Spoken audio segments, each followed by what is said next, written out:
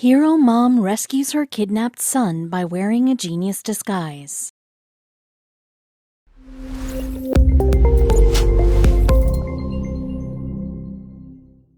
Whether you're overprotective or laid back, every mom has one thing in common: strength. You need it if you want to become a mom because having a child comes with too many fears to count. There's the fear that your kid will be bullied, fear that your kid will get sick. The terrible list goes on. Of course, then there's the fear, the one some moms can barely think about at all. Kidnapping is truly every parent's nightmare. This was mom Callie Attia's biggest worry as well, one she saw come true before her very eyes. But instead of giving up, Callie did what most moms would do. She hopped on a plane and donned a clever disguise, determined to see her son again. Of all places Callie Attia thought she'd end up, the side of the road in the middle of Egypt wasn't on her list. Of course, meeting a man like Mohammed Attia wasn't in the plan either. The day they first met, everything changed. In 1999, Callie was on track to get her master's degree in education when she met Attia, who was working in a restaurant in Harrisburg, Pennsylvania. They got married a year later, but according to Callie, that's when their love story took a turn. 3 months after our boy was born, he left, Callie said of Attia. Callie found herself suddenly alone with her newborn son, Nico. She was thrust into the role of a single mom, no matter how hard Callie fought for her marriage to survive. Then the truth came out. Basically, he married me for a visa, Callie revealed. When their divorce was finally granted in 2005, Attia moved to Egypt, though Callie tried to keep him in Nico's life. This ended up being a fateful mistake. You see, in July of 2011, Attia told Callie that his mother was dying and that her final wish was for Nico to see her. The problem? Attia's mother lived all the way in Egypt. Still, Callie knew what she had to do. Callie and Nico flew all the way to Egypt with Callie's sister Maria in tow. When Attia picked them up in a taxi, all three climbed in, but minutes later, as the family was traveling down a lonely dirt road, the car suddenly started to sputter. Attia complained of car trouble and pulled over. According to Callie, that's when everything changed. Attia forced Callie and Maria out of the car, slammed the door, and immediately disappeared down the road, taking Nico with him. Callie described the moment in terrifying detail.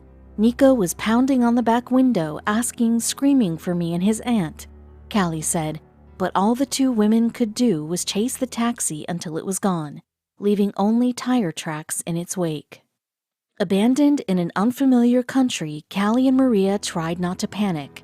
Callie knew this wasn't a mistake. As much as she had once loved Mohammed as her husband, there was no denying that he played a much different role now, Nico's kidnapper.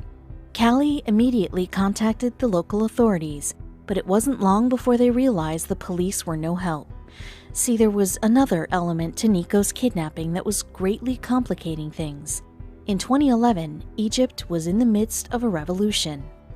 Callie had no doubt that this revolution would inhibit the police's search and that it probably had something to do with why Attia kidnapped Nico in the first place. Still, this information didn't get Callie any closer to locating her son, so she made some calls. When the local police couldn't help her, she contacted private detectives. As the months passed and still Nico was nowhere to be found, even the most experienced and expensive detectives were forced to return to Callie empty-handed. Callie had nowhere else to turn until she realized something. If detectives couldn't help her, then she'd just have to take matters into her own hands.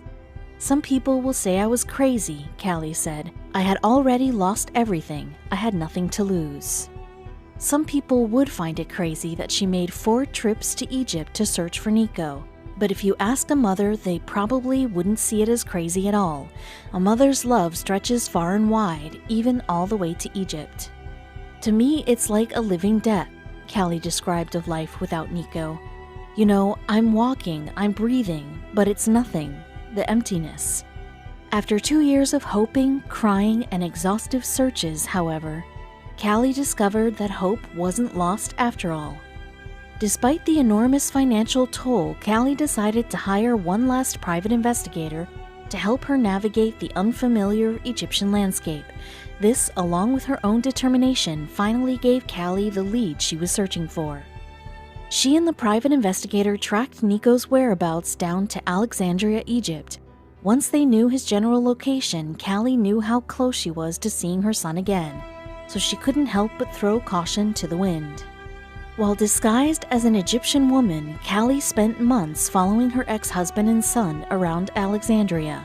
She went back and forth between wearing a burqa and a niqab, each time just trying to shield her face from her ex while seeing if Nico was safe. Every time she saw Nico in person, it took everything she had to stick to her plan. "I came so close to my son and I could not touch him," she later said. Callie knew patience was key. She had to wait for the right moment to act. And on March 14, 2013, Callie finally made her move. It must have been strange from Nico's perspective. As he walked into school, a woman shrouded in black grabbed his arm and said something he'd waited 2 years to hear. "Nico, it's Mommy. Come with me." But as strange as it might have been, Nico wasn't scared. Not when he looked into the eyes of the woman who called herself his mother. He recognized them as his mother's eyes, which were characteristically blue. With that in mind, he didn't hesitate. Callie rushed them over to a waiting rickshaw. "Get in," she whispered. And Nico did just that. He was once again being shepherded away from a parent, but this time he was on his way to safety. At least, that's what they hoped. As Callie held Nico close to her, she finally learned why her ex-husband had kidnapped her son. Nico told her that his father wanted to make him a Muslim because American society was rotting. Atiya, it turns out, was a dedicated member of the Muslim Brotherhood. The duo stayed at a safe house for 3 weeks before flying home, but just because they were out of arm's length from Atiya didn't mean they were safe. Even now, Callie and Nico keep their address a secret from anyone they don't trust. Still, Callie has reason for hope.